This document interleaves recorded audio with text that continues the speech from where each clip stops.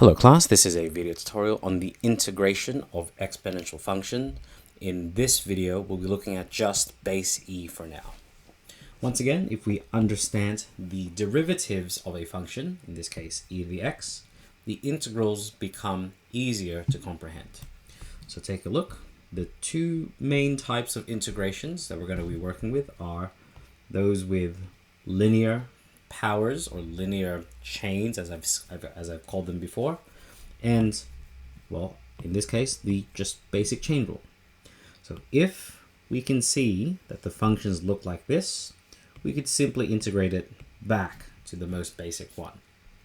But as we've done before with the trig integrations and the reverse power rule, if we integrate a linear power,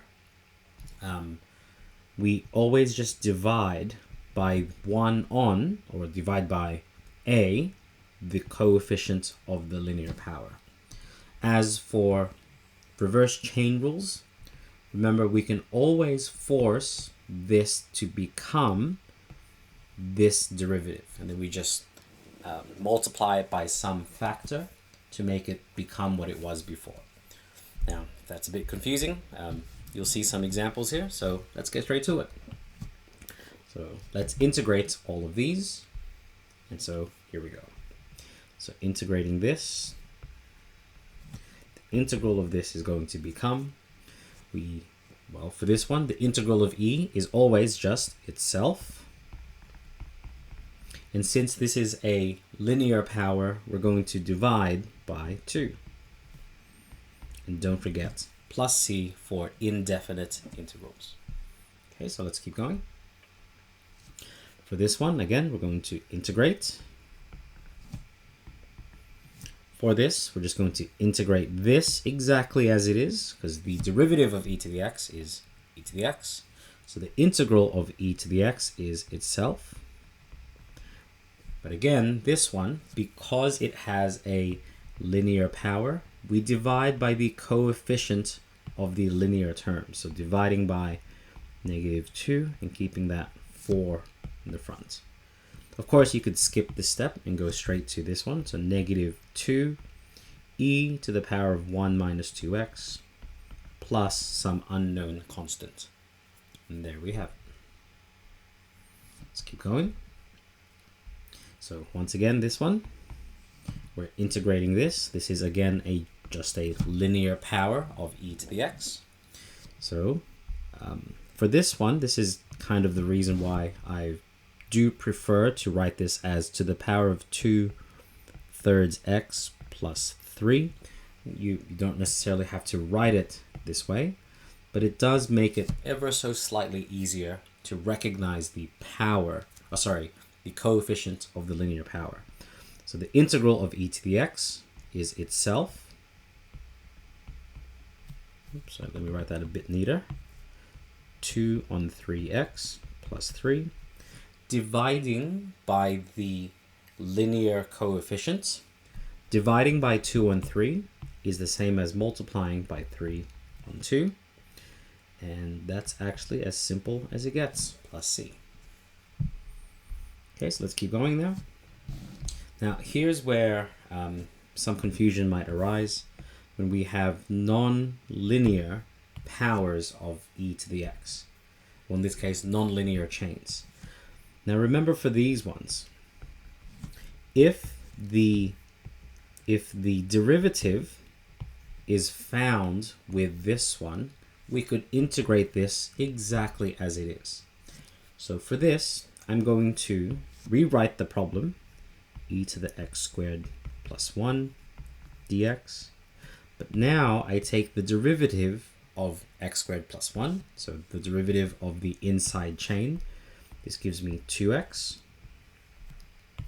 Now I ask myself, how does 2x become x?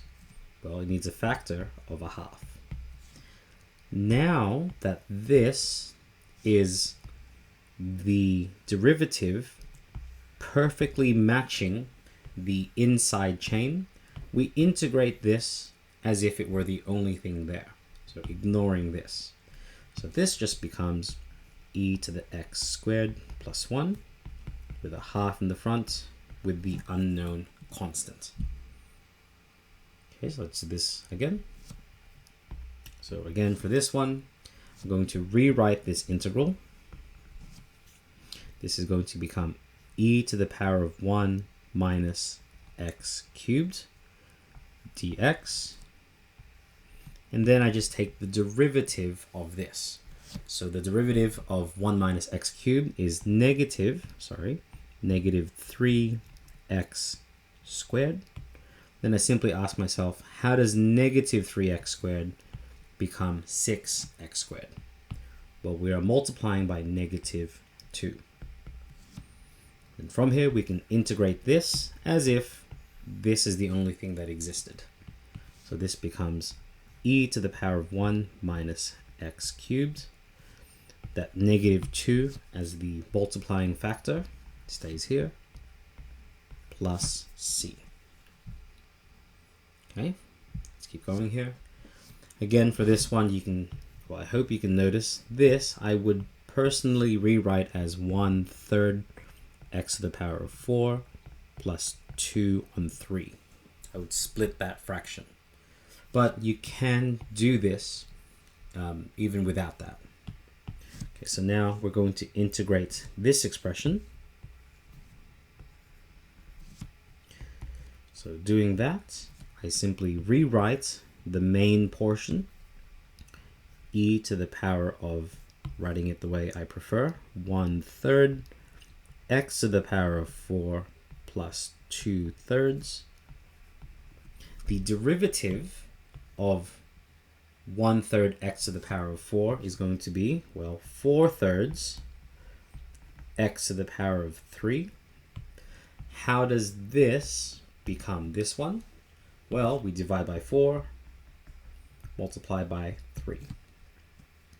Now that we have its derivative perfectly matching the inside chain, we integrate this as if it's the only thing there. This becomes e to the power of 1/3 x to the power of 4 plus 2 on 3 with this coefficient still there. Oops. Plus some constant c. And there we have it. So this is just the first 6 examples here. I'll see you in the next video where we have slightly more tricky ones here. Hope to see you then, and best of luck.